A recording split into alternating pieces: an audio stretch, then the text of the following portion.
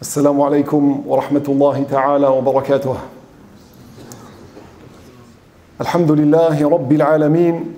والصلاة والسلام الأتمان الأكملان على سيدنا محمد خير الأنام وعلى آله وأصحابه الطيبين الطاهرين الميامين رب اشرح لي صدري ويسر لي أمري واحلل عقدة من لساني يفقه قولي.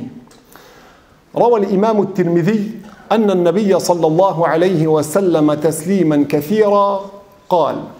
L'imam al-Tirmidhi nous rapporte que le prophète sallallahu alayhi wa sallam a dit Man lam yashkurin nas lam yashkurillah. Ce hadith veut dire celui qui ne remercie pas les gens n'aura pas remercié Allah subhanahu wa ta'ala de la manière la plus complète. وانطلاقا من هذا الحديث أود أن أشكركم جزيل الشكر على هذه الاستضافة الطيبة في مسجدكم هذا.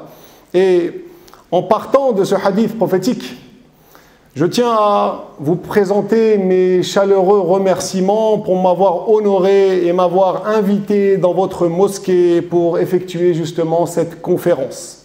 وأسأل الله تبارك وتعالى أن يجعل هذا المجلس مجلسا مباركا منورا طيبا ومغفورا.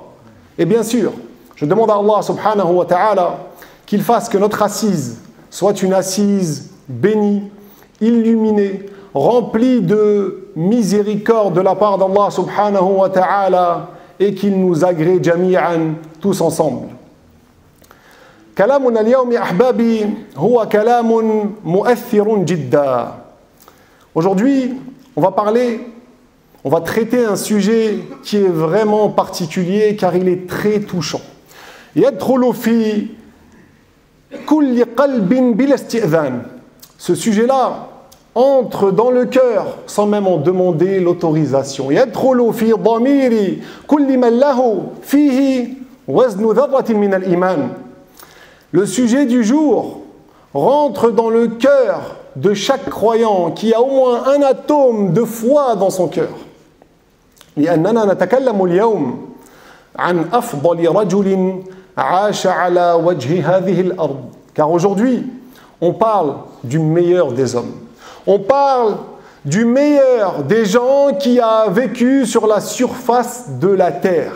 Donc c'est quelque chose d'immense. مرة أسلم ملك من ملوك العجم. Une fois, il y a un roi, parmi les rois qui n'étaient pas arabes, qui est entré en islam, qui a embrassé la vérité. فقال للحضور للحاضرين عنده من أعظم الناس. Ce roi-là qui venait d'entrer en islam, il a dit alors aux gens qui étaient présents dans son assemblée, qui est le plus grand, le plus éminent des gens. فقام أحدهم في مجلسه وقال له أنت لأنك ملكنا وملك كبير. Quelqu'un qui s'est levé dans l'assemblée et qui lui a dit bah, c'est toi, tu es notre roi et tu es un grand roi. فقال لا. Ce roi leur a dit non, ce n'est pas moi. إنما أعظم الناس هو الذي يذكره المؤذنون كل يوم 5 مرات. Il leur a dit le plus éminent des gens, c'est celui que tous les muezzins mentionnent tous les jours, 5 fois par jour. وعندما ننظر جيدا ونتمعن نرى مباشرة أنه لا أحد من الناس يذكر اسمه كل يوم في كل بقاع الأرض على الأقل 5 مرات إلا نبينا صلى الله عليه وسلم. Et quand on réfléchit, quand on analyse la situation, c'est vrai que subhanallah, il n'y a personne dont le nom est mentionné au minimum tous les jours, 5 fois par jour, si ce n'est notre prophète sallallahu alayhi wa sallam. Et on est vraiment dans le minimum, hein, parce qu'on parle du adhan, mais il y a l'iqama, il y a aussi dans la salat, on fait l'invocation pour lui sallallahu alayhi wa sallam, il y a aussi quand on parle de lui dans les assises, il y a aussi quand on fait salat ala nabi, l'invocation pour lui, etc., etc. C'est bien plus que ça qu'en réalité. Dans les 4 coins du monde, depuis des siècles et des siècles et des siècles. Allahu Akbar.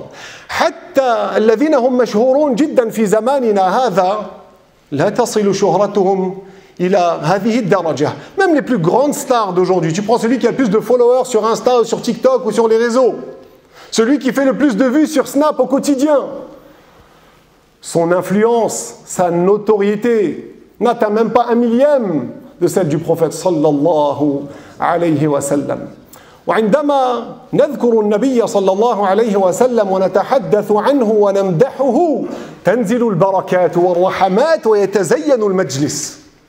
Et bien sûr, lorsqu'on parle du prophète sallallahu alayhi wa sallam, lorsqu'on fait son éloge, lorsqu'on essaye d'en savoir un peu plus à son sujet, lorsqu'on le décrit, il n'y a aucun doute sur le fait que les miséricordes descendent des cieux, les bénédictions descendent et s'abattent sur nous. Et l'assise s'embellit. كيف لا وقد قيل عنه في بيت من الشعر من البحر الكامل. Comment n'en serait-il pas ainsi alors qu'il a été dit au sujet du prophète sallallahu alayhi wa sallam dans un vers de poésie sur la métrique de Al-Kamil. Comme vous le savez, la langue arabe, elle a de la poésie. Et la poésie arabe, elle est basée sur 16 métriques, c'est-à-dire 16 rythmes différents. Selon le sujet, on va choisir un rythme, une métrique plutôt qu'une autre. Quand on parle d'éloge, on va justement choisir Al-Bahrul Kamil, cette métrique-là qui est basée sur Mutafa'ilun, Mutafa'ilun, Mutafa'ilun. C'est une métrique qui a un rythme bien particulier. Quand on va parler de tristesse, quand on va parler de mort, quand on va parler d'amour, de sentiments, on va choisir d'autres métriques. Ici, donc, c'est la métrique Al-Bahrul Kamil qui a été choisie ici parce qu'on fait l'éloge du prophète sallallahu alayhi wa sallam. Et donc, ce poète a dit dans ce vers de poésie وَإِذَا مَدَحْتُ مُحَمَّدًا بِقَصِيدَتِي فَلَقَدْ مَدَحْتُ قَصِيدَتِي بِمُحَمَّدِي. Il nous dit que s'il essaye de faire l'éloge de Muhammad sallallahu alayhi wa sallam dans son poème, en réalité, il est en train de faire l'éloge de son poème en citant Muhammad sallallahu alayhi wa sallam. هو في الأصل أراد أن يمدح الرسول صلى الله عليه وسلم خلال هذه الأبيات لكن تبين له ورأى أنه بذكر محمد صلى الله عليه وسلم الذي هو أفضل الخلق على الإطلاق صارت قصيدته في غاية الجمال فهي القصيدة هي التي تستفيد. À la base, lui, il veut faire l'éloge du prophète sallallahu alayhi wa sallam dans des vers de poésie. Et en citant le prophète, il remarque quoi? Il remarque qu'en fait, sa poésie, son poème, il devient trop beau, il devient magnifique. Et donc, c'est son poème qui en profite, sallallahu alayhi wa sallam, lorsqu'il est cité, le prophète. C'est le poème qui devient très beau, c'est le vers de poésie qui devient excellent et magnifique et attirant. لأن الرسول صلى الله عليه وسلم رجل مبارك وكامل الصفات. Parce que notre prophète sallallahu alayhi wa sallam, c'est un homme béni. Parce que notre prophète sallallahu alayhi wa sallam, c'est un homme qui avait les caractères parfaits. كان أجمل الناس, c'était le plus beau des gens. قالت عنه زوجته عائشة رضي الله عنها. Aïcha, sa femme, qu'Allah l'agrée, a dit à son sujet pour le décrire وأجمل منك لم تر قط عيني. Et plus beau que toi, mes yeux n'ont jamais vu. وأكمل منك لم تلد النساء. Et il n'y a pas des femmes qui ont mis au monde plus complet, plus parfait que toi, oh Muhammad sallallahu alayhi wa sallam. كأنك خلقت مبرأ من كل عيب. Tu as été créé en étant innocent, en étant préservé de tout défaut. كأنك قد خلقت كما تشاء. C'est comme si tu avais été créé comme toi tu le souhaitais. Toi, si on te donne la possibilité d'avoir un autre physique, peut-être d'améliorer ce que tu considères comme des défauts physiques, tu vas prendre vraiment ce qui te plaît, les traits les plus beaux, les caractères les plus beaux. Le prophète sallallahu alayhi wa sallam, tellement il était parfait, c'est comme si, bien sûr c'est Allah qui l'a créé, mais c'est comme si c'est lui qui avait choisi, parce que généralement quand tu vas choisir pour toi, tu vas prendre le max du max. Le prophète sallallahu alayhi wa sallam était vraiment quelqu'un d'incroyable et vraiment quelqu'un de très beau. C'est pour ça qu'il nous a dit, dans ce que rapporte l'imam Ahmed et d'autres, قال لنا في الحديث الذي رواه الإمام أحمد وغيره ما بعث الله نبيا. Allah n'a pas envoyé un prophète illa hasan al-wajhi hasan al-sawt, sans qu'il ait un beau visage et une belle voix. Ça c'est tous les prophètes. Wa inna nabiyyakum ahsanuhum wajha wa ahsanuhum sawta. Et certes votre prophète, c'est celui qui avait le plus beau visage et la plus belle voix. Imagine-toi 5 minutes en train d'écouter la récitation du Coran du prophète sallallahu alayhi wa sallam. Les compagnons pleuraient tellement ils étaient touchés, tellement ils n'arrivaient pas à se contenir. وكان النبي صلى الله عليه وسلم وكان نبينا صلى الله عليه وسلم أزكى الناس وأطهر الناس. Également, le prophète sallallahu alayhi wa sallam était le plus pur des gens. Le prophète alayhi salatu wa sallam émanait de lui des choses extrêmement pures. روى الإمام الطبراني أنه مرة جاء رجل إلى النبي صلى الله عليه وسلم. L'imam al-Tabarani nous rapporte qu'une fois un homme se rend auprès du prophète sallallahu alayhi wa sallam. ويقول له يا رسول الله إني زوجت ابنتي وأحب أن تعينني بشيء. Il lui dit, ô messager d'Allah, j'ai marié ma fille et j'aimerais bien de toi que tu puisses m'aider, me donner quelque chose. فالرسول صلى الله عليه وسلم الذي كان أكرم الناس, le prophète صلى الله عليه وسلم qui était le plus généreux des gens, قال له ما عندي شيء لكن ائتني غدا في وقت الظهر وخذ معك قارورة واسعة الرأس وعود شجرة. Le prophète sallallahu alayhi wa sallam lui a dit, je n'ai rien avec moi, je n'ai rien à te donner maintenant. Cependant, demain, dans le temps de la prière de Dhuhr, reviens à moi. Et prends avec toi, lorsque tu reviens à moi, tu prends avec toi une bouteille, un récipient avec une entrée qui est assez large et un morceau de bois. فهذا الصحابي عندما كان يوم الغد رجع إلى النبي صلى الله عليه وسلم. Le lendemain, bien sûr, ce compagnon, il est reparti voir le prophète صلى الله عليه وسلم. فجعل النبي صلى الله عليه وسلم يسلت يأخذ العرق من ذراعيه حتى امتلأت القارورة. Et lorsque ce compagnon arrive auprès du prophète sallallahu alayhi wa sallam et lui remet le récipient, le prophète alayhi salatu wa sallam fait tomber la sueur de ses avant-bras jusqu'à ce que le récipient devienne rempli. ثم قال له خذها وأمر ابنتك أن تغمس هذا العود في هذه القارورة فتطيب بها. Suite à cela, le prophète sallallahu alayhi wa sallam dit à cet homme, prends ce récipient qui maintenant est rempli avec la sueur du messager sallallahu alayhi wa sallam qui est pur, qui était illuminé, et lui dit, ordonne à ta fille de tremper le bâton que tu as ramené avec toi, le bout de bois, dans ce récipient et de se parfumer avec. فهذا الصحابي بعد ذلك قال كانت إذا تطيبت شم أهل المدينة رائحة ذلك الطيب فسموا بيت المطيبين. Ce compagnon nous dit après que suite à cela, lorsque sa fille faisait cela, à chaque fois qu'elle mettait du parfum, ce parfum sur elle, mélangé avec la sueur du prophète sallallahu alayhi wa sallam, les gens de Médine savaient qu'elle était passée par là et leur maison a été appelée la maison des parfumés. Et dans d'autres versions, c'est une fille, une petite fille qui avait du parfum mélangé avec la sueur du prophète sallallahu alayhi wa sallam, et à chaque fois qu'elle en mettait, qu'elle allait dans une assemblée avec des femmes où toutes mettaient du parfum, l'odeur du prophète sallallahu alayhi wa sallam prenait le dessus. Parce que le prophète sallallahu alayhi wa sallam était quelqu'un de pur. Même son sang, lorsqu'il se blessait, lorsqu'il sortait de son corps, c'était un sang qui est pur. Ça ne faisait pas partie des souillures comme nous. Quand on se blesse, on ne va pas prier avec du sang sur nous. Non, le prophète alayhi salatu wa sallam, son sang était clairement pur. La preuve, c'est quoi ? C'est que durant la bataille de Uhud qui a eu lieu la 3e année de l'Hégire, c'était une bataille qui n'était pas évidente. Le prophète alayhi salatu wa salam, durant cette bataille, s'est blessé parce qu'il y avait un homme qui s'appelait Abu Amir al-Fasiq. Le prophète alayhi salatu wa salam, qui l'a appelé comme ça, qui avait fait des trous. Et il voulait que les musulmans tombent dedans. Et le prophète alayhi salatu wa salam, durant la bataille, il est tombé dans le trou. Et il s'est blessé. Avec son casque, il s'est ouvert au niveau de la joue. Et il s'est même cassé une dent. Sallallahu alayhi wa sallam. Il y a beaucoup de sang qui coulait. Et là, l'imam Ali est venu sauver le prophète alayhi salatu wa sallam avec d'autres compagnons. Et il y avait Malik ibn Sinan, le compagnon du messager sallallahu alayhi wa sallam. Lorsqu'il a vu le prophète dans cet état, imaginez-vous la scène avec du sang, beaucoup de sang qui coule. Il a sucé le sang du prophète alayhi salatu wa sallam, il l'a avalé. Alors le prophète alayhi salatu wa sallam a dit, Man massa damuhu dami, lam tamassahu an-nar.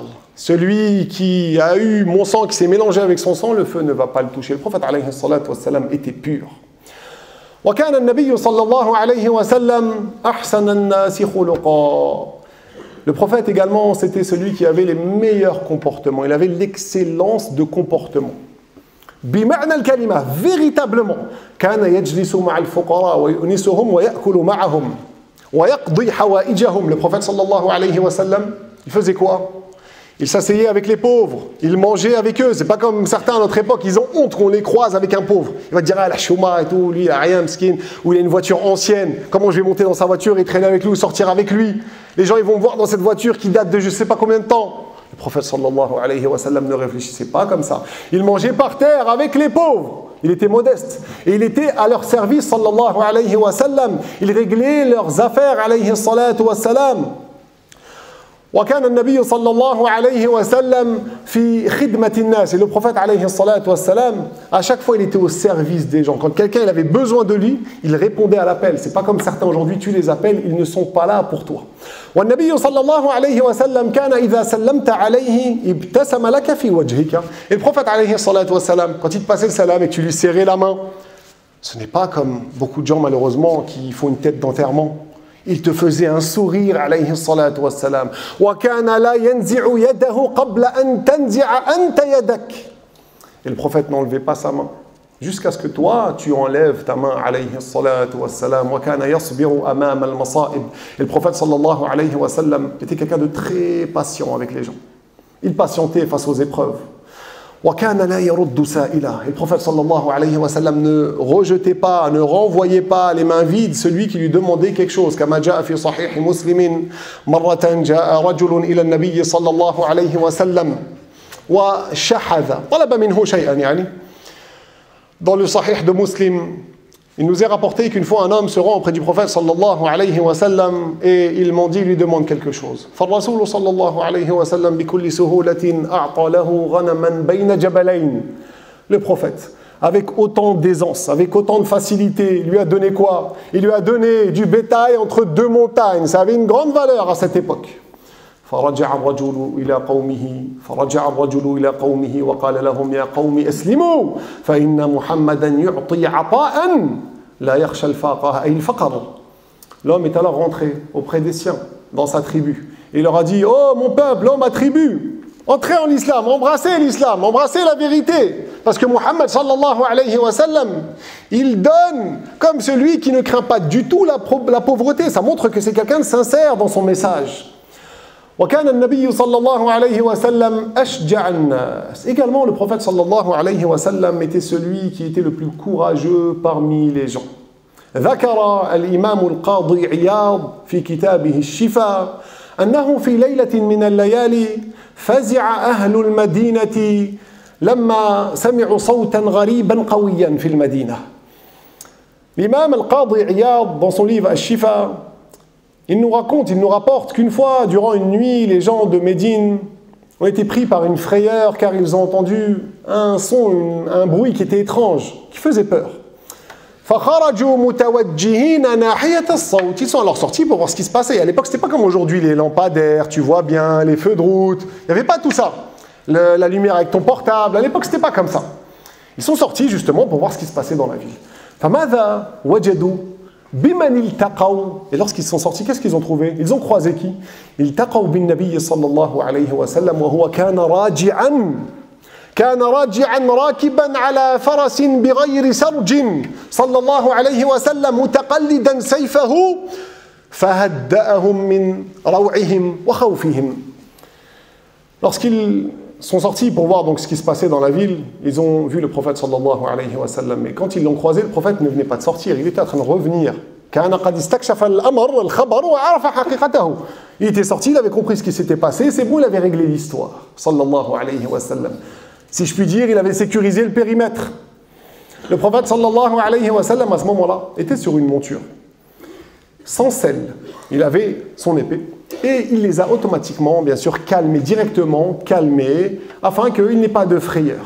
والرسول صلى الله عليه وسلم كان راكبا على فرس لأبي طلحة كان معروفا ببطئه الشديد في الجري. Et le prophète sallallahu alayhi wa sallam, ce soir-là, lorsqu'ils l'ont vu, il était sur un cheval qui était connu pour être très lent. C'était le cheval d'Abu Talha. Il était connu comme ça, il était très lent. فقال عنه الرسول صلى الله عليه وسلم عندما ركبه استعمله قال وجدته بحرا. Cependant, le prophète sallallahu alayhi wa sallam, lorsqu'il est monté dessus, il l'a décrit d'une autre manière. Il était connu pour être lent, ce cheval. Le prophète, il a dit, j'ai vu, c'était comme la mer, comme les vagues dans la mer, c'est-à-dire ça allait vite, ça glissait vite. كان سريعا خفيفا, il allait très vite. وكل هذا ببركة ركوبه صلى الله عليه وسلم. Et bien sûr cela c'est par les bénédictions qui émanent du prophète sallallahu alayhi wa sallam, lui qui est monté sur ce cheval. وكيف لا يكون نبينا صلى الله عليه وسلم شجاعا وقد أعطاه الله تبارك وتعالى قوة 40 رجلا. Et comment le prophète sallallahu alayhi wa sallam ne serait pas un homme très courageux alors qu'Allah subhanahu wa ta'ala lui a donné la force de 40 hommes forts. Tu prends le plus grand champion de l'UFC ou de n'importe quel sport de combat. À côté du prophète sallallahu alayhi wa sallam, il est petit, il ne vaut rien. Le prophète est bien plus fort. تسمعون بهذا المصارع في مكة المكرمة الذي كان معروفا بقوته لم يصارع إنسانا في مكة وأطرافها إلا وصرعه وغلبه اسمه ركانة. Vous avez sûrement déjà entendu parler de ce lutteur qui était connu à l'époque du prophète sallallahu alayhi wa sallam. Jamais à la Mecque et dans ses environs il avait fait un combat de lutte avec un autre sans qu'il ne gagne. Il s'appelait Rukana.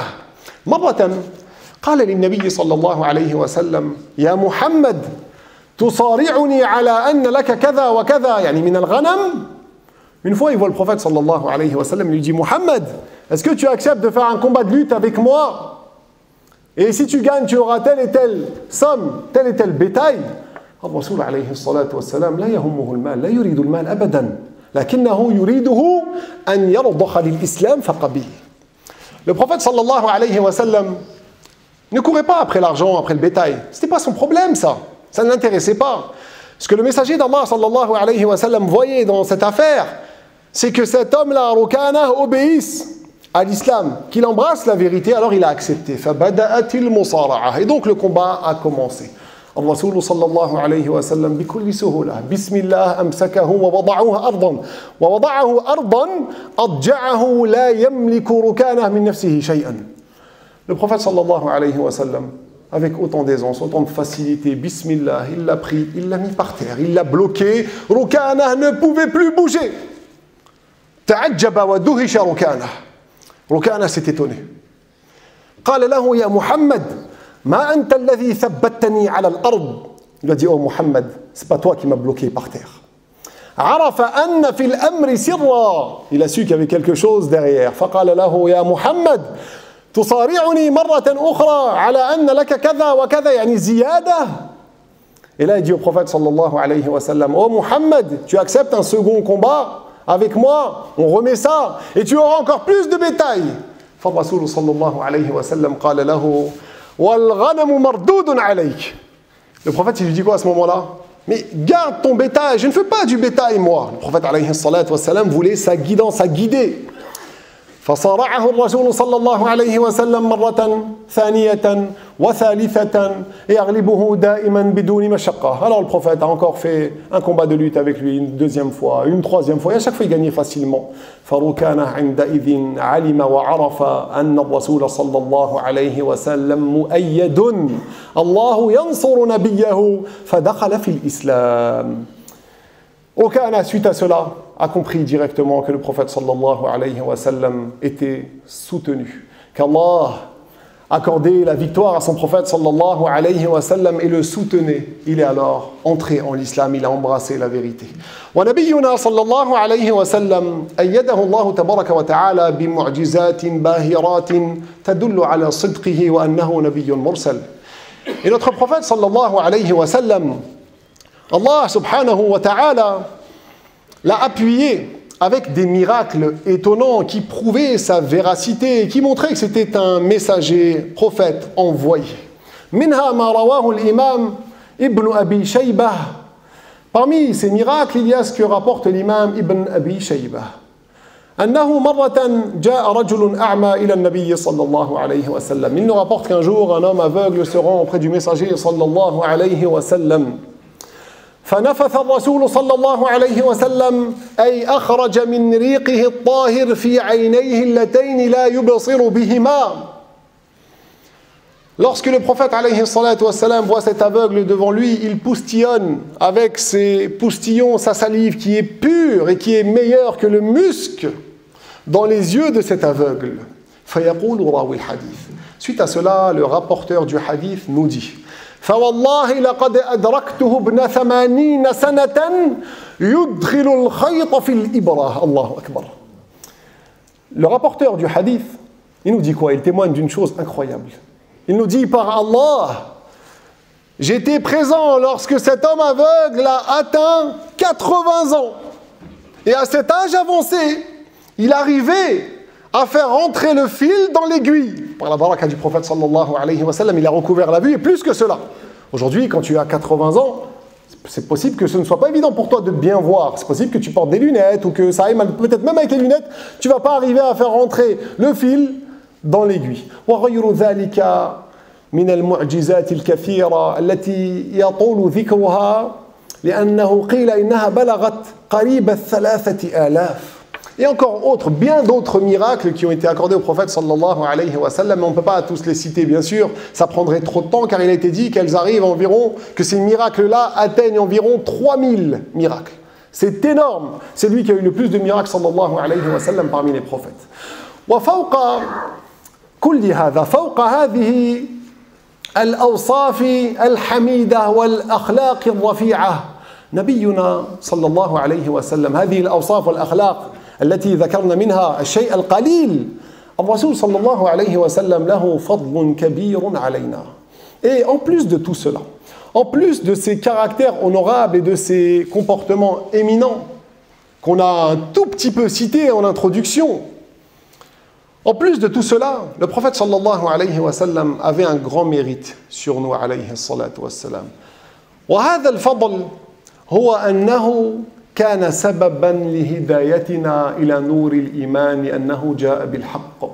Ce grand mérite qu'il a sur nous, c'est qu'il est celui qui est venu avec la vérité. Et il est justement la cause de notre sauvegarde. La cause pour qu'on ait pu embrasser la lumière de la vérité. Al-Rasul sallallahu alayhi wa sallam allamana at-tawhid.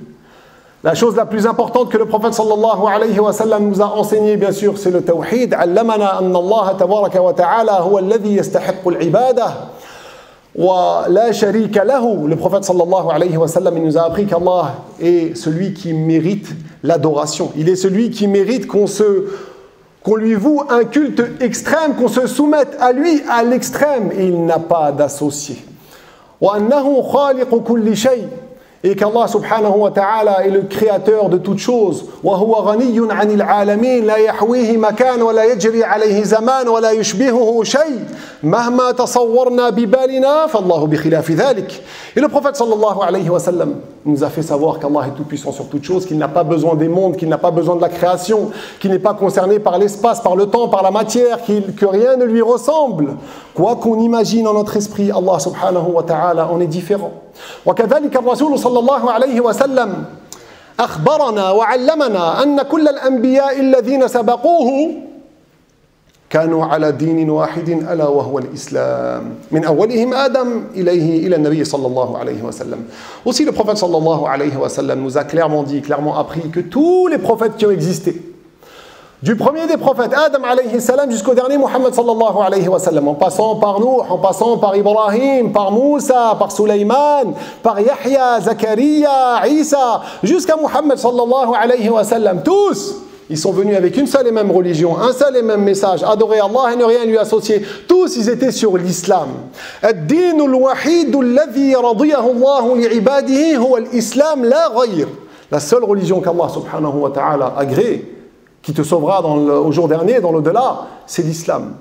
قال الله تعالى في القرآن الكريم في سورة آل عمران. Allah nous dit dans le Coran, dans سورة آل عمران, ومن يبتغي غير الإسلام دينا فلن يقبل منه وهو في الآخرة من الخاسرين. Celui qui choisit autre que l'islam pour religion, ce ne sera pas accepté de lui, et il sera parmi les perdants dans l'au-delà. ثم النبي صلى الله عليه وسلم علمنا العبادات. Également, le prophète صلى الله عليه وسلم nous a enseigné les actes d'adoration. الوضوء الذي يطهرك. Le wudu, la purification, le wudu qui te purifie. والصلاة التي هي أفضل الأعمال بعد الإيمان. Il nous a enseigné aussi la prière qui est le meilleur acte pratique, c'est le meilleur acte après la foi. والصوم الذي يكفر عنك السيئات والآثام. Il nous a également enseigné le jeûne qui est une cause pour te faire pardonner tes péchés.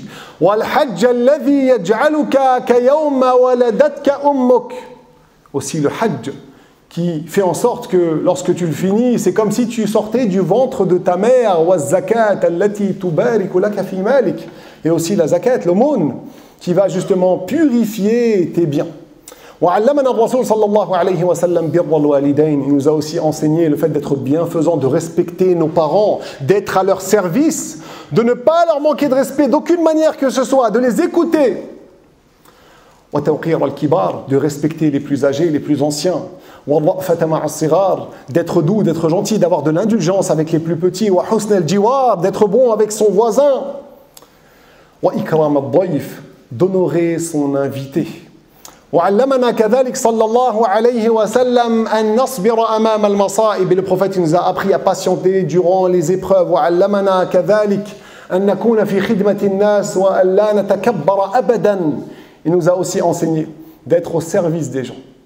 خادم القوم سيدهم. Il nous dit dans le hadith, celui qui est au service des gens, c'est lui le maître en réalité, c'est lui qui gagne, c'est lui qui a les hasanat. Le prophète sallallahu alayhi wa sallam nous a enseigné énormément de choses. علمنا ما يفيدنا في الدنيا والآخرة وما يكون سببا لهلاكنا في الدنيا والآخرة. Le prophète alayhi salatu wa sallam, il nous a enseigné ce qui nous profite ici-bas et ce qui va nous permettre d'être sauvés dans l'au-delà. Et il nous a aussi mis en garde contre le haram et contre les choses qui vont nous mener à notre perte. Et donc, lorsqu'on voit tout ça, lorsqu'on médite sur toutes ces choses-là, sur ces quelques paroles que je viens de citer, n'est-ce pas qu'immédiatement, on ressent un respect pour le prophète sallallahu alayhi wa sallam.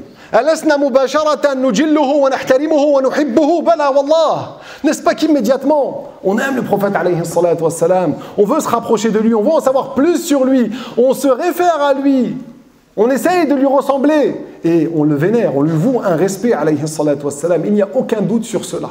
Toi, si demain tu es en prison, tu es dans une difficulté la plus totale, on t'a enfermé dans le noir, tu ne peux plus bouger. Et un jour, après des années de souffrance, il y a quelqu'un qui vient, qui se fatigue longtemps pour te sauver, il te sauve. N'est-ce pas que tu vas l'aimer? Bien sûr que tu vas l'aimer. Demain, tu es pauvre. Tu es en galère, tu n'as pas de moyens, tu n'as rien. C'est compliqué pour toi la vie. Et quelqu'un vient et te donne beaucoup d'argent, te donne 1 million d'euros, même 10 millions d'euros. N'est-ce pas que tu vas l'aimer? N'est-ce pas que tu vas le remercier? Bien évidemment. Bah, dis-toi que le prophète sallallahu alayhi wa sallam, c'est plus que ça. Ce qu'il t'a apporté, c'est beaucoup plus que ça. Parce qu'il est venu avec son message. Et il s'est fatigué pour justement nous faire parvenir le message sallallahu alayhi wa sallam.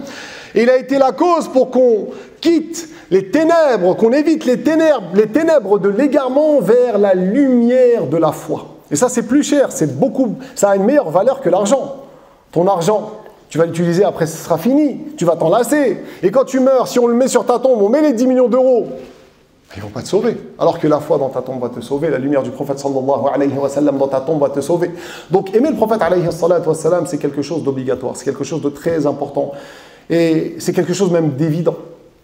On doit l'aimer plus que nous-mêmes. Al-Bukhari nous rapporte qu'une fois, le prophète sallallahu alayhi wa sallam était avec des compagnons et il tenait la main à Omar ibn al-Khattab.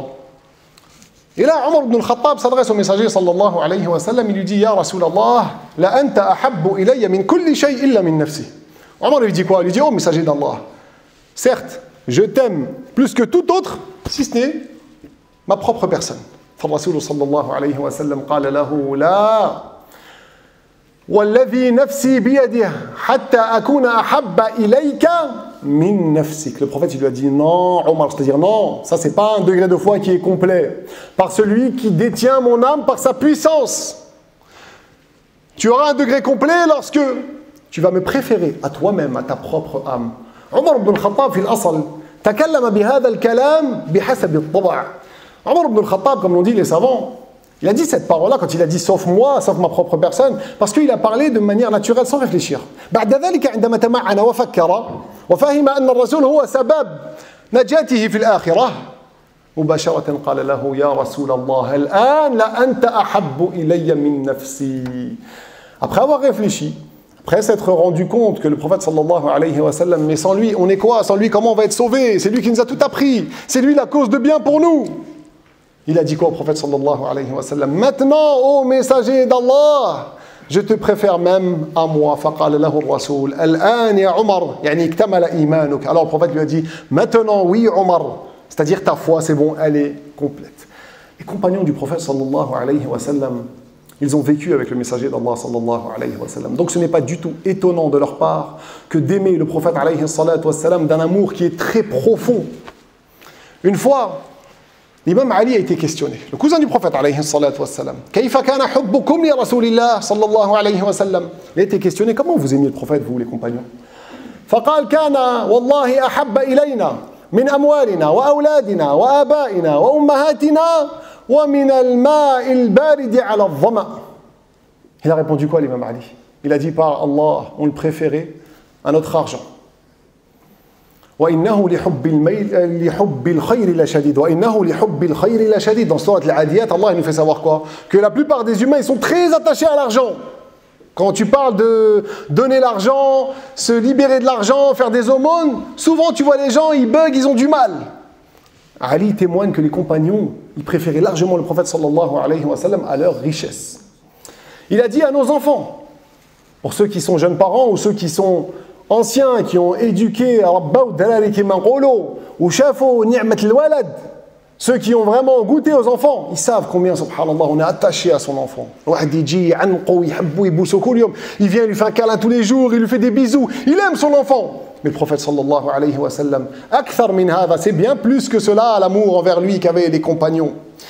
Plus que nos parents, plus que nos mères, plus que nos pères. Combien de fois on est attaché à nos parents, on entend des frères, ils perdent leur père, leur mère, et l'enterrement, ils sont touchés, ils pleurent. Ben oui, on est attaché à nos parents, on les aime. Ils ont tout donné pour nous. Ils ont un grand mérite sur nous. Mais le prophète sallallahu alayhi wa sallam, son mérite est plus grand. Et après, l'imam Ali nous dit quoi? Plus même que l'eau fraîche, lorsque tu as extrêmement soif. Prenons l'exemple, demain tu es au désert. Il n'y a pas d'eau, il fait très chaud, tu as soif. Bon, on ne va même pas prendre l'exemple du désert, on n'habite pas au désert. On va prendre un autre exemple qui peut-être nous parle plus. Pendant Ramadan, surtout quand à Ramadan, le ftar était tard. Pendant les Ramadan où le ftar était à 10h, 21h. Certains, ils sortent avant le ftar. Déjà, ils ont une longue journée, ils sont partis travailler, etc. Ils sont fatigués avant le ftar, ils font une sèche, ils veulent perdre des kilos. Ils vont faire un footing. Ils rentrent, ils sont fatigués, la pâche, ils ont soif, ils n'en peuvent plus. À ce moment-là, tu lui demandes à cette personne-là, ça a de la valeur l'eau pour toi ou pas? Ah, il va te dire, c'est magnifique. J'attends que ça, je vais couper avec de l'eau, je vais finir une bouteille. Je mange même pas, je veux d'abord de l'eau et de l'eau fraîche. Eh bien, les compagnons du prophète sallallahu alayhi wa sallam, ils préfèrent largement le prophète que cette eau fraîche quand ils avaient extrêmement soif. Et l'amour des compagnons envers le prophète sallallahu alayhi wa sallam était un amour particulier qui était imprégné, mélangé, conjugué à différentes choses. Parmi ces choses-là, il y avait al-ihtiram, le respect.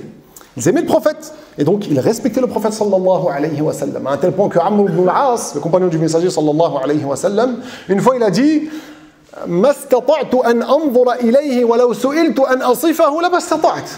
il a dit, j'ai pas réussi à le regarder, j'arrivais pas à bien le regarder, et si on me demande de le décrire, je peux pas, parce que pour décrire, il faut que tu regardes bien la personne, tellement il avait du respect pour le messager sallallahu alayhi wa sallam. Urwa ibn Mas'ud, c'était un parmi les nobles des associateurs de Quraysh. Un des nobles de Quraysh. Il était associateur, après il est entré en islam. Pendant qu'il était associateur, à un moment donné, il y avait Sulh al-Hudaybiyah, il y avait un pacte entre les musulmans et les associateurs de Quraysh pour qu'ils les laissent justement venir chaque année faire le pèlerinage. C'était un pacte qui devait être signé, qui a été signé, sur lequel justement il devait pendant 10 ans les autoriser. Mais il a été rompu rapidement, même pas 2 ans, il a tenu ce pacte-là. Et Urwa ibn Mas'ud, lorsqu'il s'est rendu auprès du prophète sallallahu alayhi wa sallam, où il était avec ses compagnons, parce que les nobles de Quraysh lui ont dit, bah vas-y, il s'est passé un dialogue, etc. Et il a observé les compagnons avec leur prophète sallallahu alayhi wa sallam. Quand il est rentré à la Mecque, il a dit aux autres de Quraysh, les nobles de Quraysh, il leur a dit, mais je suis parti voir les rois, moi. Kisra, le roi de Perse, An-Najashi, le roi des chrétiens en Abyssinie, Qaysar, Khosroès, le roi des Romains. J'ai pas vu quelqu'un qui est mu'azzam, qui est vénéré, qui est autant respecté que le prophète sallallahu alayhi wa sallam avec ses compagnons. Ka'annama ala ru'usihim at-tayr. Quand il parlait, on dirait c'est comme s'il y avait des oiseaux sur leur visage. Pourquoi? Parce que l'oiseau, si tu es fixe, il reste sur toi. Tu bouges un peu, il part. Tellement ils ne bougeaient pas, ils étaient concentrés. Il fallait juste que le prophète fasse un signe pour qu'on l'écoute, pour qu'on exécute. Lorsque le prophète sallallahu alayhi wa sallam faisait l'odo. Et tout ça, c'est Urwa ibn Mas'ud qui le décrit. Il disait, lorsqu'il faisait son odo, il n'y a pas une goutte qui tombait par terre. Ils étaient tous là en train de se battre pour essayer d'avoir une goutte.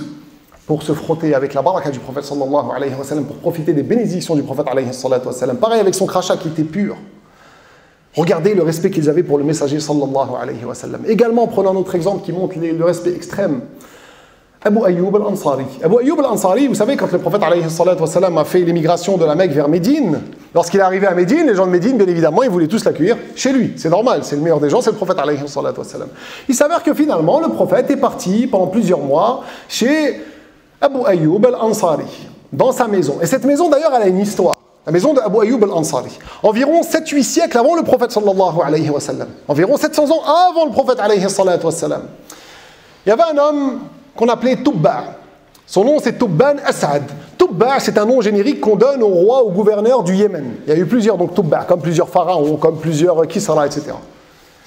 Cet homme-là, Tubba, qui s'appelait Tubban As'ad, il voyageait pour agrandir ses terres avec ses soldats, avec son armée. Un jour, il est venu à la Mecque. Et il y avait les musulmans qui suivaient le prophète Moussa, Moïse, à cette époque, qui sont sortis, les savants. Ils lui ont dit, ne touche pas à cette bâtisse sacrée, ne touche pas à cette ville, c'est la bâtisse sacrée. Les prophètes viennent adorer Allah ici, etc. Alors il a vêtu la Kaaba, il l'a décorée. Ensuite, il a quitté Mecca, il est parti à Yathrib. À cette époque-là, elle ne s'appelait pas le Medina, elle s'appelait Yathrib, la ville du prophète sallallahu alayhi wa sallam, où il est actuellement enterré.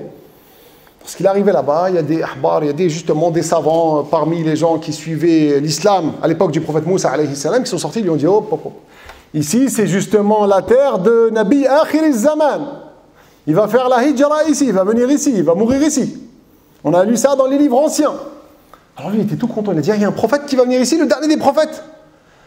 Tellement il était content, il les a tous mariés. Il leur a donné des maisons, chacun. Il a acheté des maisons. Il s'est même acheté une maison et il a dit je l'attends. Il a attendu Madiash. Alors, il a laissé une lettre avant de partir et quitter sa maison. Dans la lettre, il a dit 3 vers de poésie en arabe. شهدت على أحمد أنه رسول من الله بار النسم فلو مد عمري إلى عمره لكنت وزيرا له وابن عم وجاهدت بالسيف أعداءه وفرجت عن صدره كل هم. Ces vers de poésie veulent dire que certes je témoigne que Ahmed, c'est-à-dire Mohammed sallallahu alayhi wa sallam, était appelé Ahmed dans les anciens livres. C'est un messager d'Allah subhanahu wa ta'ala. Allah, le créateur des nufus, des âmes. Et si Allah m'accorde, s'il m'est accordé de pouvoir vivre jusqu'à sa vie, alors je serai pour lui un ministre et un cousin, je serai à son service. Et je vais faire des guerres contre ses ennemis afin de le soulager de tout tourment. Ensuite, le temps est passé, il est mort, et de génération en génération, cette lettre, elle a été transmise jusqu'à ce qu'elle arrive. Et cette maison aussi, donc, jusqu'à ce que cette maison appartienne à Abu Ayyub al-Ansari. Quand le prophète alayhi salatu wa sallam est venu chez Abu Ayyub al-Ansari, il avait cette lettre, il lui a lu. Et là, le prophète sallallahu alayhi wa sallam a dit « La tasubbu tubba'a fa innahu qad aslam » N'insultez pas Tubba, qui s'appelait Tubban As'ad ici, car certes, il est entré en islam, il a embrassé la vérité. Abu Ayyub al-Ansari, donc c'est lui qui a accueilli le prophète alayhi salatu wa sallam durant plusieurs mois. Il y a eu différentes versions, durant plusieurs mois. La première fois qu'il l'a accueilli, la première nuit, il l'a accueilli, le prophète il était en bas, et la maison elle avait un étage, il était en haut avec sa femme, lui. Et durant la nuit, il s'est dit, mais je suis à l'étage. Et le prophète, sallallahu alayhi wa sallam, le messager d'Allah est en bas, je suis debout sur lui. Il a vu que c'était comme un manque de respect. Alors, toute la nuit, il s'est mis avec sa femme dans les coins. Il ne voulait pas se mettre debout sur le prophète, sallallahu alayhi wa sallam. Regardez le respect immense. Le lendemain, il est parti au messager d'Allah, sallallahu alayhi wa sallam. Il a dit au messager d'Allah, je ne peux pas. Le prophète, il lui a dit, Yunasibuni. Il lui a dit, moi ça me convient plus d'être en bas parce que j'ai des visites, etc. Il lui a dit, non, je ne peux pas, au messager d'Allah. Alors le prophète, il a accepté de monter en haut. Regardez le respect extrême. L'amour des compagnons était aussi conjugué avec ce qu'on appelle al-fida, envers le prophète sallallahu alayhi wa sallam, c'est-à-dire le sacrifice. Ils étaient prêts à tout pour le prophète sallallahu alayhi wa sallam. Alors, on laissait leurs âmes. Prenons l'exemple d'une battante. Prenons l'exemple d'une femme courageuse, Nasiba Umara. Nasiba Umara, cette femme, parmi les compagnons, durant la bataille de Uhud qui a eu lieu à la 3e année de l'Hégire, elle s'est donné une mission. Elle s'est dit, moi, je vais être le bouclier, le tours. Tarwasat bijasadiha ala rasulillahi sallallahu alayhi wa sallam. Elle s'est dit, je vais être le bouclier du messager sallallahu alayhi wa sallam. Je vais me mettre devant, je vais le protéger, on ne sait jamais s'il y a des flèches qui arrivent. Pendant qu'elle protégeait le prophète sallallahu alayhi wa sallam, pendant la bataille qui était rude, son propre fils à elle tombe par terre, se fait toucher, c'est une mère. Chacun d'entre nous sait combien la mère aime son enfant. Qu'est-ce qu'elle a fait? Elle n'a pas abandonné le messager sallallahu alayhi wa sallam. Il coûte plus cher, il vaut plus cher à ses yeux. Par contre, elle a motivé son fils, elle lui a dit de se relever. Et elle a demandé à Allah, elle a demandé au prophète sallallahu alayhi wa sallam de demander à Allah d'être réunis avec lui au paradis. Regardez l'amour qu'ils avaient pour le prophète sallallahu alayhi wa sallam et le sacrifice. Khubayb ibn Adi, après la bataille de Uhud, il avait été envoyé avec d'autres compagnons, ils étaient 10, aux alentours de la Mecque, et ils se sont fait avoir par les associateurs, ils les ont capturés. Il était capturé et les associateurs ont voulu se venger, et donc ils ont voulu le tuer. Khubayb ibn Adi leur a dit Amhilouni hatta usalli rak'atayn. Il leur a dit laissez-moi au moins faire 2 rak'at avant de me tuer. Alors ils lui ont accordé. Il a dit Wallahi lawla an taqulu anni khaifun min al-maut la tawaltuhuma. Il a fait 2 rak'at qui étaient rapides. Pourquoi il les a fait rapides? Il a dit parce que par Allah, si c'était pas parce que vous alliez dire de moi que j'ai peur de la mort, c'est pour ça que je reste longtemps dans la prière pour pas venir à vous, alors j'aurais fait 2 rak'at qui étaient super longues. Khubayb ibn Adi, il a fait 2 rak'at rapides. Et après, il s'est adressé à Allah subhanahu wa ta'ala. Il a dit Allahumma inni la ajidu rasulan yuballighu rasulaka minni salam. Allahumma fa'ablighu minni salam. Il a dit oh Allah, je ne trouve pas d'émissaire de messager pour passer mon salam à ton prophète sallallahu alayhi wa sallam. Oh Allah, fais-le. Alors Jibril alayhi salam est descendu et a informé le prophète sallallahu alayhi wa sallam et ça a attristé le prophète alayhi wa sallam. Son compagnon va se faire tuer. Et à ce moment-là, les associateurs ont dit à Khubayb ibn Adi, est-ce que tu acceptes Est-ce que tu acceptes que Muhammad soit à ta place? Il a dit non, jamais de la vie. Même pas qu'il se sacrifie pour moi avec la piqûre d'une épine. La piqûre d'une épine, c'est quoi? Regardez le sacrifice pour le prophète sallallahu alayhi wa sallam. Avant la bataille de Badr qui a eu lieu à la 2e année de l'Hégire. Le prophète alayhi wa sallam a réuni ses compagnons. Allah a dit quoi dans le Coran? Wa shawirhum fil amr. Demande-leur conseil. Demande-leur leur avis. Le prophète alayhi wa sallam, il était modeste, il prenait l'avis des autres. Le prophète a tenu des paroles et après Sa'd ibn Mu'adh tient un discours et dit au prophète sallallahu alayhi wa sallam Ya Rasulallah, amanna bika wa saddaqnaka wa shahidna annama ji'ta bihi huwa al-haq. Il lui dit ô messager d'Allah, on a cru en toi, on t'a donné raison, on sait que tu es venu à la vérité. Tu es venu avec la vérité. Famdi bina lima arat fa nahnu ma'ak. Fais ce que tu veux avec nous, on sera avec toi, tu nous trouveras présents. فوالذي بعثك بالحق لو استعرضت بنا هذا البحر لخضناه معك. Par celui qui t'a envoyé avec la vérité, même si tu nous dis de traverser cette mer, tu nous trouveras avec toi. ما تخلف منا رجل واحد. Aucun homme parmi nous ne fera demi-tour. لعل الله يريك فينا ما تقر به عينك. On espère qu'Allah te montre de nous ce qui va te plaire. Regardez le sacrifice qu'ils avaient pour le prophète sallallahu alayhi wa sallam, ils étaient prêts à tout pour lui. Et également, l'amour des compagnons était conjugué avec le languissement, l'amour envers le prophète sallallahu alayhi wa sallam. À chaque fois, le prophète alayhi wa sallam leur manquait, parce que le prophète c'était quelqu'un, quand tu es avec lui, tu n'as pas envie de le quitter. Il y a des gens comme ça, subhanallah. Des fois, ça nous arrive, tu es avec quelqu'un, il veut partir, mais tu aurais bien aimé pousser un peu plus la rencontre. Que dire du prophète sallallahu alayhi wa sallam? Tu peux pas, tu n'as pas envie qu'il parte. Et quand tu n'es pas avec lui, il te manque grave. Thawban, le compagnon du prophète sallallahu alayhi wa sallam, ressentait cela. Une fois, le prophète, il le croise, il est pâle, sa couleur, elle a changé, il n'est pas bien. Il lui dit, ma bika ya Thawban, qu'est-ce que tu as au Thawban? Il lui dit quoi, le prophète sallallahu alayhi wa sallam? Enfin, Thawban, il lui répond quoi, pardon? Thawban lui répond, oh messager d'Allah, j'ai rien concrètement, mais c'est juste que quand je suis avec toi, je suis apaisé, et quand je te quitte, je ressens un manque qui est incroyable, un languissement incroyable qui me rend malade. Et si demain tu entres au paradis, tu seras élevé à Eliyin au plus haut degré. Moi, si j'arrive à rentrer au paradis, je serai en bas. Peut-être que je ne vais pas te voir. C'est ça qu'il pensait. Et à ce moment-là, Allah subhanahu wa ta'ala révèle à son prophète sallallahu alayhi wa sallam un verset dans Surat An-Nisa. Ce verset qui dit وَمَنْ يُطِعِ اللَّهَ وَالرَّسُولِ فَأُولَٰئِكَ مَعَ الَّذِينَ أَنْعَمَ اللَّهُ عَلَيْهِمْ مِنَ النَّبِيِّينَ وَالصِّدِّيقِينَ وَالشُّهَدَاءِ وَالصَّالِحِينَ وَحَسُنَ أُولَٰئِكَ رَفِيقًا.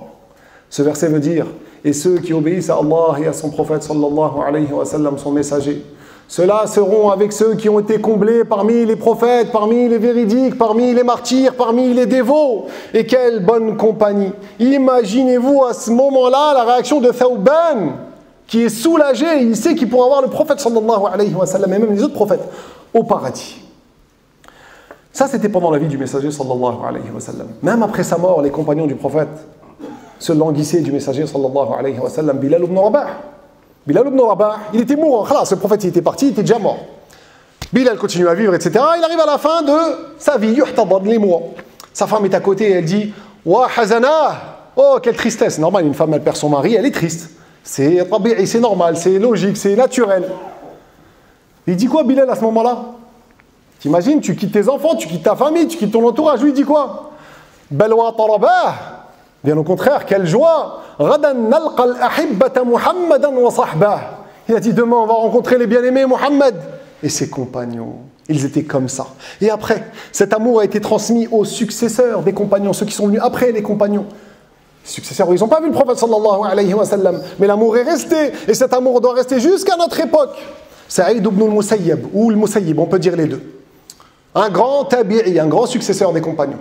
Une fois, il est malade, il est allongé tellement il souffre, et un homme, il vient et lui demande un hadith. Il fait quoi? Il a du mal à se lever, mais il réussit finalement, il s'assoit, et il cite le hadith. Ils lui ont dit, mais je ne voulais pas te fatiguer, on ne voulait pas te fatiguer. Il a dit, mais je ne me voyais pas. Citer un hadith du prophète sallallahu alayhi wa sallam en étant allongé, regardez le respect qu'il vouait au prophète sallallahu alayhi wa sallam et l'amour. L'imam Malik ibn Anas, l'imam Malik, l'imam de Médine, il n'acceptait pas de marcher en sandales dans la ville de Médine, de peur de piétiner un endroit sur lequel le prophète sallallahu alayhi wa sallam avait marché. Allahu Akbar. Il faisait ses besoins à l'extérieur de la ville. Il n'acceptait pas de citer le hadith sans avoir fait le wudu au préalable. Lorsque des fois il parlait du prophète, il devenait jaune, il changeait de couleur, il transpirait. Une fois, il est passé à côté de l'assemblée d'un tabi'i. Il transmettait des hadiths, ce savant, ce tabi'i. L'imam Malik est venu, il n'a pas trouvé de place, il est parti. Ils lui ont dit, mais pourquoi t'es pas resté? T'aurais pu profiter debout. Il a dit, non, je me voyais pas. Par respect pour le prophète sallallahu alayhi wa sallam. Prendre la science, prendre un hadith du prophète en étant debout, c'est pas comme ça que ça se passe. Regardez l'amour qu'ils avaient pour le prophète sallallahu alayhi wa sallam. Mais après avoir parlé d'eux, il convient maintenant de parler de nous. Où on se situe, nous, à côté de ces gens-là? Quelle place nous accordons au prophète sallallahu alayhi wa sallam dans notre cœur pour l'amour du prophète alayhi salatu wa sallam? Qu'est-ce qu'on fait? Qu'est-ce qu'on ressent concrètement dans notre cœur? On a dit que les compagnons, ils avaient un amour qui était conjugué avec quoi? Avec le respect. Est-ce que toi tu respectes le prophète sallallahu alayhi wa sallam? Est-ce que lorsque tu parles du prophète alayhi salatu wa sallam, tu parles avec respect? Je vise quoi par là? Des fois, on t'envoie des hadiths. Ou toi, tu es tombé sur un bouquin ou sur un site et tu vois un hadith. Tu sais même pas s'il est authentique ou pas. Est-ce que le prophète a véritablement dit ça? Tu sais même pas s'il est confirmé. Tu sais même pas si tu l'as bien compris. Et tu te mets à le partager. Combien de gens ils font ça aujourd'hui, subhanallah? Alors que, on sait pertinemment qu'il y a plein de hadiths qui sont attribués au prophète sallallahu alayhi wa sallam qui sont faux. Le prophète n'a jamais dit ça. Ibn al-Jawzi, un savant hanbalite qui est mort en 597 de l'Hégire, il a un livre qui s'appelle Kitab al-Mawdu'at. Le livre des hadiths mawdu'a qui sont faux, mensongers. Le prophète n'a jamais dit ça. Il est en 2 volumes. C'est deux bons livres, 2 gros livres. Il est en 2 volumes. Imaginez-vous le nombre de paroles qui sont attribuées au prophète qui sont fausses. Le prophète sallallahu alayhi wa sallam a dit Man kadhaba alayya muta'ammidan falyatabawwa maq'adahu minan nar. Celui qui parle sur moi, qui ment sur moi volontairement, qu'il prépare sa place en enfer, c'est pas un jeu ici, on fait attention. On doit confirmer l'information par respect pour le prophète sallallahu alayhi wa sallam. On prend pas le risque. Soit tu es sûr, tu l'as eu par transmission de hadith, tu as bien compris la parole et là tu t'aventures, soit tu ne t'aventures pas, reste à ta place, c'est mieux pour toi. De peur de dire n'importe quoi ou d'égarer des gens. Également, lorsque tu parles du prophète sallallahu alayhi wa sallam, ou tu parles de sa sunna, ou tu parles du din avec lequel il est venu, qui est censé être ta religion, l'islam, est-ce que tu fais des blagues comme certains, wal'iyadhu billah? Est-ce que tu te moques de certaines sunnahs du prophète sallallahu alayhi wa sallam, sachant qu'ici, les savants sont unanimes des 4 écoles. Savants malikites, comme l'a dit clairement Dussuqi ou Qadi Iyad. Savants shafi'ites, comme l'a dit Razi ou Nawawi. Savants hanbalites, comme l'a dit Bouhouti. Savants hanafites, comme l'a dit Ibn Abidin et bien d'autres. Celui qui insulte le prophète sallallahu alayhi wa sallam, celui qui se moque du prophète sallallahu alayhi wa sallam, celui qui insulte la religion du prophète sallallahu alayhi wa sallam, celui qui se moque des sunnahs du prophète sallallahu alayhi wa sallam, même si c'est pour rigoler, même si c'est en colère, il annule son islam. Il aura quitté la religion. Qu'il le veuille ou non, c'est comme ça. Allah subhanahu wa ta'ala nous dit quoi dans le Coran? Dans sourate At-Tawbah. وَلَئِن سَأَلْتَهُمْ لَيَقُولُنَّ إِنَّمَا كُنَّا نَخُوضُ وَنَلْعَبُ قُلْ أَبِاللَّهِ وَآيَاتِهِ وَرَسُولِهِ كُنْتُمْ تَسْتَهْزِئُونَ لَا تَعْتَذِرُوا قَدْ كَفَرْتُمْ بَعْدَ إِيمَانِكُمْ. Ce verset veut dire quoi? Ce verset veut dire, et si tu leur demandes à ces gens-là qui parlent trop, qui réfléchissent pas avant de parler, qui se moquent, qui font des blagues, ils aiment bien rire. Et malheureusement, on voit même ça sur les réseaux, dans des vidéos, ils se moquent de la prière, ils se moquent des actes éminents de l'islam, du hijab, de la barbe. Le verset, il veut dire quoi? Et si tu leur demandes, ils vont dire, on n'était qu'en train de discuter et jouer. Dis-leur, est-ce que c'est au sujet d'Allah, au sujet de ses versets, au sujet de son messager sallallahu alayhi wa sallam que vous vous moquiez? Ne vous cherchez pas d'excuses, vous êtes devenus incroyants, non-croyants après avoir cru. Et celui qui est tombé dans ça, il se doit de revenir immédiatement à l'islam en disant La ilaha illallah, Muhammad Rasulullah. Il faut qu'il embrasse la vérité. Et donc c'est quelque chose à prendre au sérieux. Il ne faut pas laisser les gens, quand tu vois quelqu'un qui fait des blagues sur la religion, tu le stoppes tout de suite, tu dis c'est pas un jeu ici, on ne se moque pas de la religion. De n'importe quelle manière que tu puisses entendre cela, tu ne l'acceptes pas. Également, quand tu parles du prophète sallallahu alayhi wa sallam, lorsque tu le cites, est-ce que tu le respectes? Je vise quoi par là encore?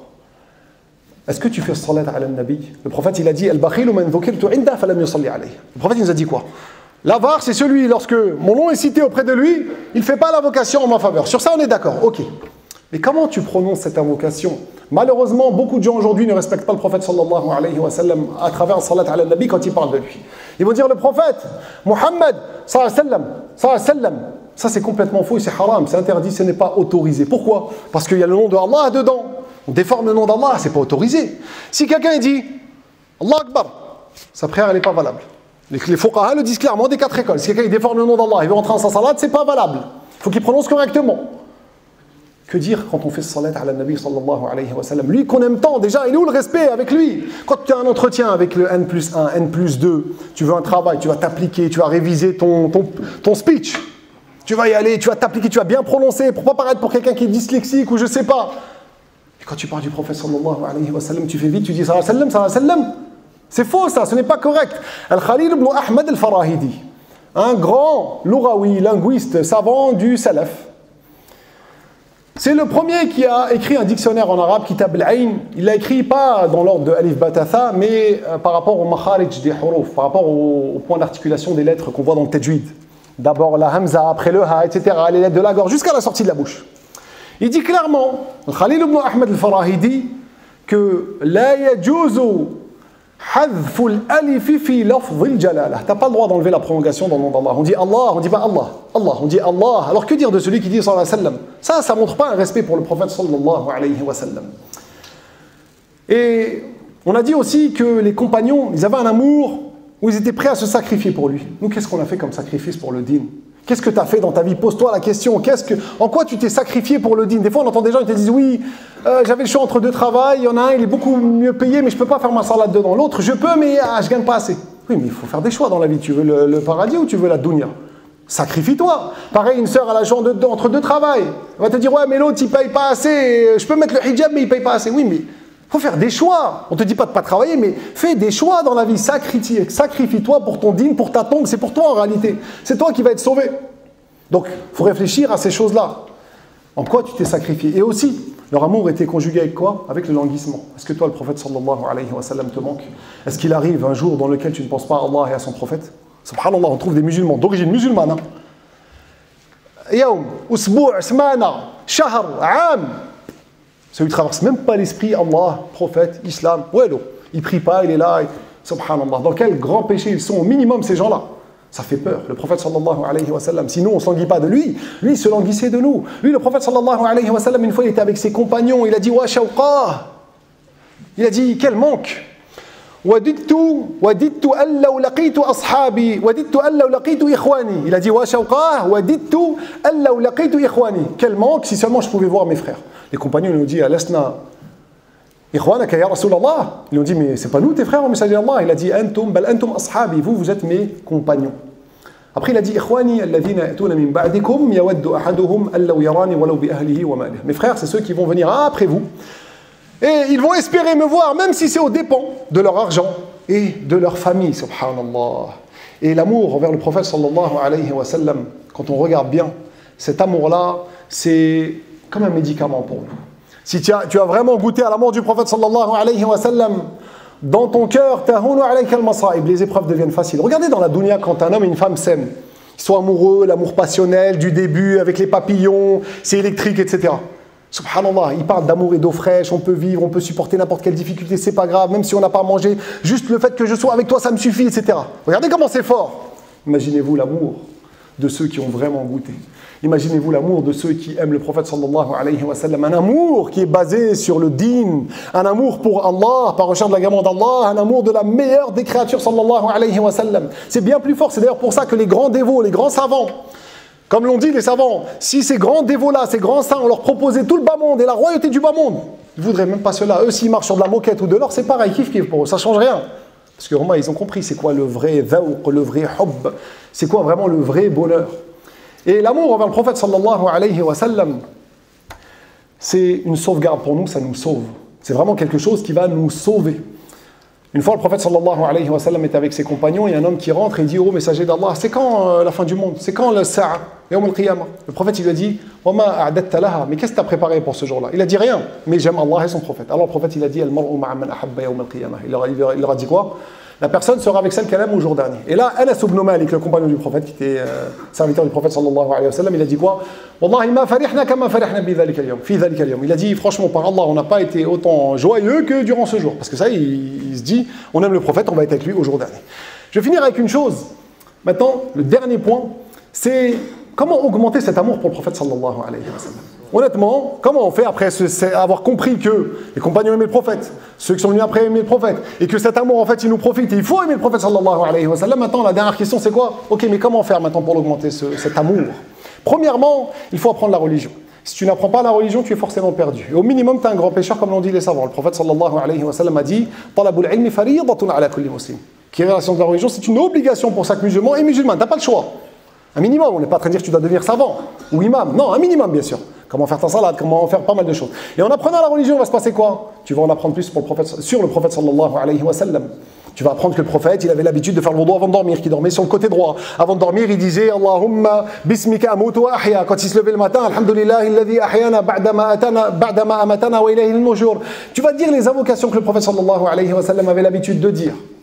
Tu vas essayer de le suivre parfaitement. Tu vas apprendre que le prophète sallallahu alayhi wa sallam nous a appris que c'est recommandé de mettre une bague en argent pour l'homme. Sur la main gauche, selon l'avis malikite, sur la main droite, selon l'avis shafi'ite. Alors tu vas essayer de le faire pour suivre le prophète sallallahu alayhi wa sallam. Tu vas laisser la barbe, etc., etc. Plus tu vas en apprendre sur lui, plus tu vas l'aimer alayhi salatu wa sallam. La deuxième chose, c'est bien sûr la piété, at-taqwa, faire les obligations, éviter les interdits. C'est ça qui va te permettre le plus de te rapprocher du prophète sallallahu alayhi wa sallam. Il y a une phrase en arabe qui dit combien sont loin du prophète physiquement, mais ils sont proches en réalité du prophète parce qu'ils sont pieux, parce que le prophète les aime pour leur piété, parce qu'ils suivent parfaitement le prophète sallallahu alayhi wa sallam. Le prophète d'Allah dans le Coran, il nous dit de suivre le prophète sallallahu alayhi wa sallam avec ce quoi il est venu et de ne pas faire ce qu'il nous a dit de ne pas faire. Et combien sont proches physiquement? Ils sont à côté du prophète, peut-être à côté de la tombe, peut-être à Médine. Mais ils sont loin, le prophète ne les aime pas forcément. Parce qu'ils ne sont pas pieux, parce qu'ils ne suivent pas parfaitement le prophète sallallahu alayhi wa sallam. Une des autres causes pour augmenter l'amour envers le messager, c'est de penser souvent à lui. Ah oui, parce que quand tu aimes quelqu'un, tu penses beaucoup à lui et tu parles souvent de lui. Essaye de t'imaginer avec lui au quotidien. On va voir si tu vas changer ton quotidien. S'il n'y aura pas des petites failles dans ton quotidien, ça va t'aider. Est-ce que si tu passais 24 heures avec le prophète sallallahu alayhi wa sallam, tu vas garder les mêmes habitudes que tu as aujourd'hui? Combien de fois on dit à des gens qui veulent se marier et des fois ils tombent dans le haram quand ils font le mariage, quand ils font leur fête, etc. On leur dit mais imaginez-vous à ce moment-là que le prophète alayhi wa sallam entre dans la salle. Vous allez continuer? Ça c'est un bon rappel. Et c'est pour augmenter l'amour envers le prophète sallallahu alayhi wa sallam. Et que dire alors? Que Allah nous voit et que les anges notent ce qu'on fait. Et une dernière chose pour augmenter notre amour envers le prophète sallallahu alayhi wa sallam, c'est bien évidemment salatu alayhi, le fait de faire beaucoup la prière pour le prophète sallallahu alayhi wa sallam. Quand on parle de salat ala nabi, qu'est-ce que ça veut dire? Quand on dit Allahumma salli ala Muhammad wa ala ali Muhammad, quand on fait la prière pour le prophète alayhi salatu wa sallam. Ici la prière, ce qui est visé par là, c'est la demande, l'invocation pour lui en sa faveur.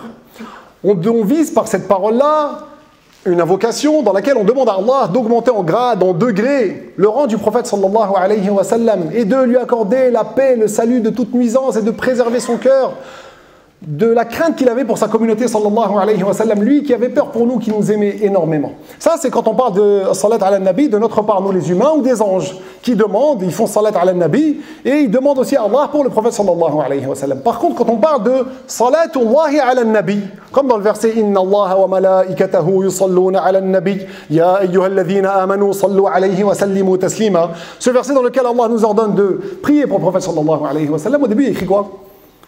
Inna Allah wa malaikatahu yusalluna ala nabi. Ici, certes, Allah et ses malaïkas, ils font la salat pour le Nabi. Ici, des fois, certains ils traduisent, quand on voit dans des traductions du Coran, qui ne sont pas correctes, ils écrivent que Allah, il fait la prière pour le prophète. Mais ça ne veut rien dire. Parce que la prière, c'est quoi? C'est soit une invocation, on s'adresse à Allah, on demande à Allah, soit c'est l'acte pratique. C'est-à-dire, c'est l'acte avec le sujoud, le ruku' et tout. Allah, il n'est pas concerné par ça. Allah, il demande à personne. Allah, il ne fait pas les actes d'adoration. Ici, les savants l'ont expliqué clairement. Salatullah, ça veut dire rahmatuhu maqrouna bit-ta'zim. Quand on parle de salatullah sur le prophète sallallahu alayhi wa sallam, c'est pas correct de dire Allah, il prie. Non, c'est pas comme ça qu'on traduit. La langue arabe, elle est bien plus riche que le français. Ce qu'on vise par là, ce qu'on traduit, c'est le sens. C'est-à-dire que c'est les miséricordes particulières qu'Allah accorde à son prophète. Et lorsqu'il le fait augmenter en degrés. L'augmentation en degrés, c'est ça qui est visé. Et cette salat ala nabi, elle a beaucoup de secrets.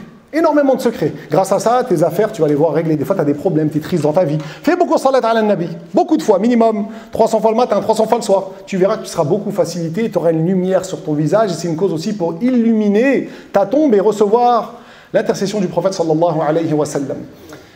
À l'époque de Sufyan al-Thawri, et je vais terminer avec cette histoire-là, il y a l'imam al-Sakhawi dans le Qawl al-Badi', al-Samarqandi, un savant du 4e siècle, et Ibn al-Mulaqqin, un savant du 8e siècle, qui nous rapporte, et encore d'autres savants, que Sufyan al-Thawri, qui était un min atba' al-tabi'in, il était successeur des successeurs, un jour il a vu un homme, il faisait que salat ala nabi, il ne fait pas un pied sans faire salat ala nabi, Allahumma salli ala Muhammad, Allahumma salli ala Muhammad. Il est parti là, il a dit, mais خليت التسبيح خليت التكبير التهليل وتركز فقط في الصلاة على النبي. Il lui a dit mais t'as laissé le tahlil, le fait de dire la ilaha illallah, les autres adhkar, les autres dhikr, le fait de dire subhanallah, le fait de dire Allahu Akbar, t'as laissé tout ça et tu fais que salat ala nabi.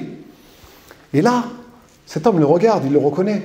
Il lui dit si t'étais pas gharib zamanika, si t'étais pas quelqu'un de très connu, particulier à ton époque, à notre époque, je t'aurais pas dit mon secret, mais là je vais te le raconter. Il lui a dit un jour, je suis parti au Hajj avec mon père. On était deux, on a voyagé. Durant la route, mon père est tombé malade. Durant le chemin, mon père est tombé malade. Et, subhanallah, il en est décédé. J'étais extrêmement fatigué. Je l'ai vu mourir entre mes mains. Et son visage est devenu sombre. Alors, je l'ai recouvert avec mon rida, avec mon châle. Et je me suis endormi. J'ai été pris par le sommeil. Et dans mon rêve, j'étais au même endroit avec mon père. Et un homme est venu à nous, habillé en blanc, extrêmement beau, illuminé. Il est venu, il a enlevé le châle du visage de mon père. Et il a passé sa main sur son visage et son visage est devenu illuminé. Alors je l'ai attrapé par ses habits et je lui ai dit « Waman ant, mais qui es-tu toi ?» Il lui a dit « Ah walasta ta'rifuni » Il lui a dit « Mais tu me reconnais pas, tu me connais pas ?» Il lui a dit « Ana sahibul Qur'an » Il a dit « Je suis celui à qui il a été révélé le Qur'an, je suis Muhammad sallallahu alayhi wa sallam » Il a dit « Ton père, kana musrifan ala nafsihi » Il faisait les péchés de ton père. Par contre, il faisait beaucoup de salat ala nabi. Il priait beaucoup pour moi. Et je suis celui justement qui intercède. Il a demandé mon aide, je suis celui qui intercède. Et donc, cet homme-là, suite à cela, il s'est réveillé. Et il a vu dans la réalité que son père avait le visage illuminé, comme dans le rêve, après que le prophète sallallahu alayhi wa sallam soit passé pour justement mettre sa main sur son visage sombre. Et il a recouvert justement cette beauté. Inch'Allah ta'ala, on va s'arrêter là pour pas que ça fasse trop long.